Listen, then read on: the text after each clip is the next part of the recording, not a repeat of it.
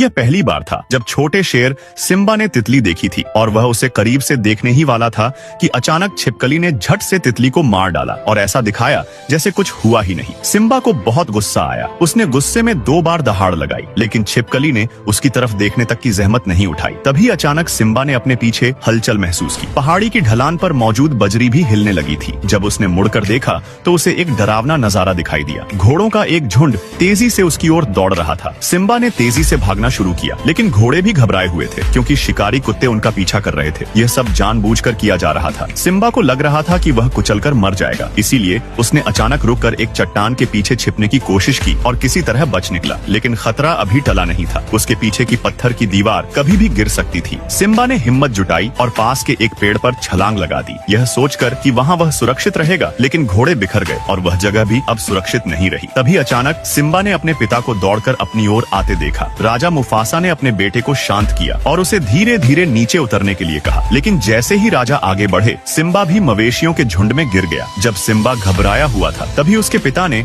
उसे समय पर पकड़ लिया और झुंड से बाहर निकाल दिया। लेकिन खुद मुफासा झुंड के बीच में फंस गए। सिम्बा ऊंचे स्थान पर खड़ा था, लेकिन वह अपने पिता को नहीं देख पा रहा था। तभी राजा मुफासा भी ऊपर चढ़ने लगे, लेकिन यह ढलान बहुत खड़ी थी। मुफासा पूरी ताकत से ऊपर चढ़ रहे थे और सिम्बा असहाय होकर उन्हें देख रहा था। तभी उसका चाचा स्कार वहां आ गया। मुफासा ने मदद के लिए स्कार को पुकारा, लेकिन स्कार ने उनके हाथों को पकड़ने के बजाय उन्हें नीचे धक्का दे दिया। मुफासा नीचे गिर गए और झुंड के नीचे दबकर उनकी मौत हो गई। सिम्बा भागकर अपने पिता के पास गया। उसने उन्हें जगाने की कोशिश की। पिताजी उठिए, चलिए हमें घर जाना है। लेकिन मुफासा नहीं उठे। सिम्बा रोने लगा। तभी स्कार वहां आया और बोला, ये सब तुम्हारी गलती है।